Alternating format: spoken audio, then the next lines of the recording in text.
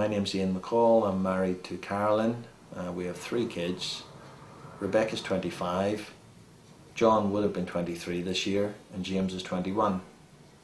Our story began on the 27th of March 2004.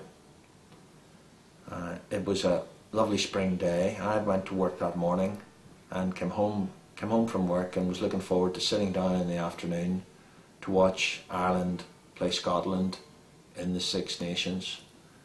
It was an important match for Ireland, as a victory over Scotland would have secured them the Triple Crown. The match had begun and was 20 minutes into the game when my mobile went. It was a person called Philip Brown, who was a CEO of the IRFU. He told me that there had been an accident in Durban and that they had lost John.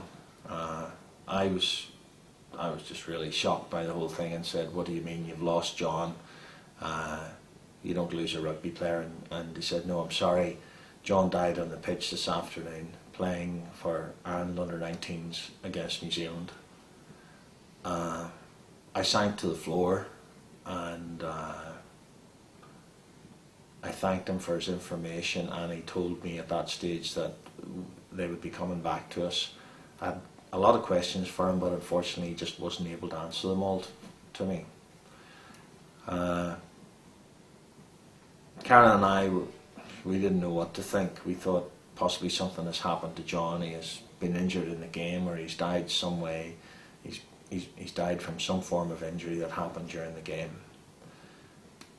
Later on we found out that John had died from viral cardiomyopathy, that his heart had stopped on the field of play.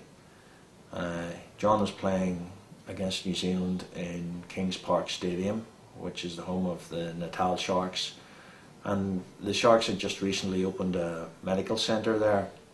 So on the side of the pitch there was fantastic medical facilities. There were defibrillators there. The whole show was there, really. John couldn't have taken ill in a better place for the facilities that he could avail of. Unfortunately, the defibrillators were no use. They couldn't get his heart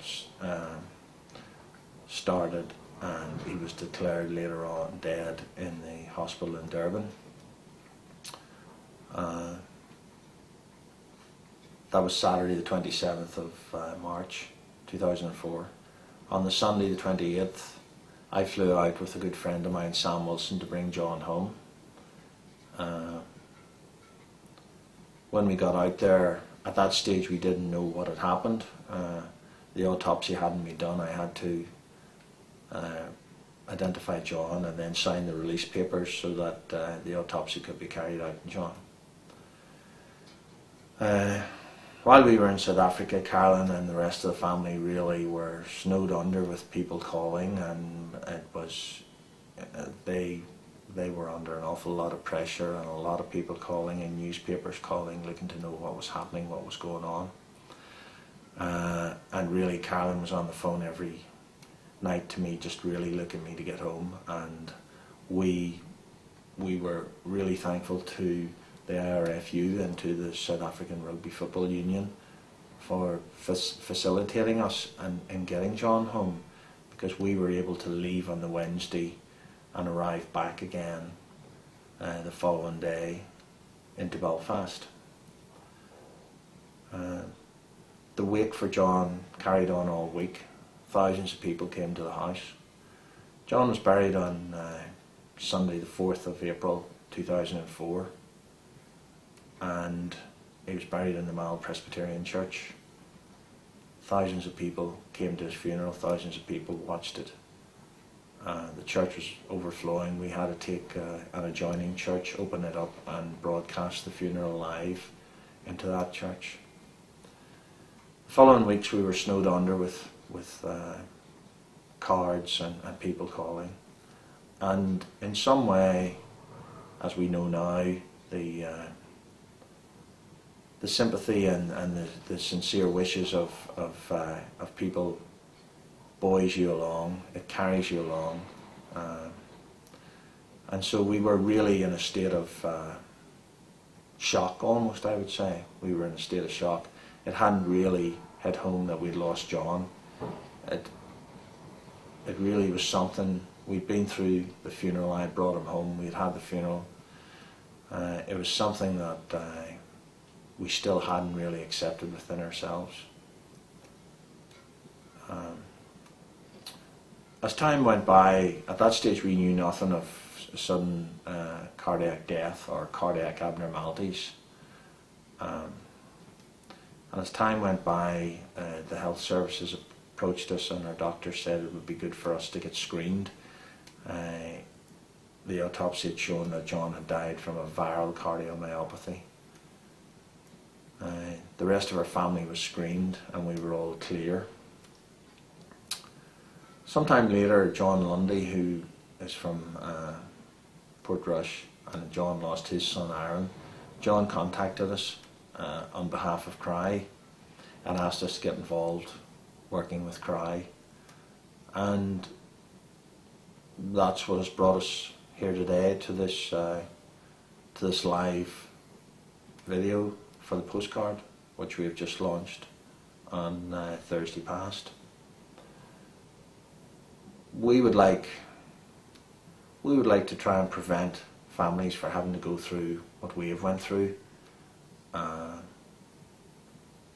Unfortunately, sudden death in a young person and the loss of a child is probably so much against the grain. It's not a natural death. It's not an old person who's lived their life and has had a long and good life. It's a young person who has his life ahead of him, who has a lot to offer to society, and he's lost to society and he's lost to his family. And it is very unreal to have to bury your kids. It's not the proper, pardon me, it's not the proper way of things. We would like, Carol and I would like, working through Cry to try and organise screening for all the school kids in Northern Ireland. We think that is capable of happening, but I think what we have to do is we have to continue to try and raise a lot of awareness about the condition. The impact of John's death has been huge. As I've said earlier, the well wishes of everybody, and there were thousands of people who wished us well and sympathised with us. That buoyed us along for the first year. And in looking back on it and speaking to other families, and it might be ridiculous for a lay person to hear it, but the first year is the easiest year. You have so many anniversaries coming up. You have the headstone to put in the grave. You have the birthday. You have the anniversary of the death itself. You have Christmas. You have these things coming along, and really in some way you're grasping at doing something which will make you feel better, which will ease your grief. And unfortunately, everything you do, it really doesn't ease your grief, because it doesn't work like that. The second year, as you turn into your second year, you realise that you have all these anniversaries to go through again. You have the birthday, you have Christmas. Without him, you have the anniversary of his death. And so it begins a spiral. Grief is probably the strongest emotion that I've ever come across in my life so far. And my father likened it to trouble, your own trouble. And my father, who lived till he was 86 and died the year after John, lived a full life, and now John and my dad are buried together. One's 18, one's 86. My father said that the old people, and he was referring to people from in the past, when there were no TVs and there was no radio, and people sat around fires and cracked and told stories and talked about how they felt. And he said, Dad always said, the old people said, your own trouble is your own trouble. And that's how it is with grief.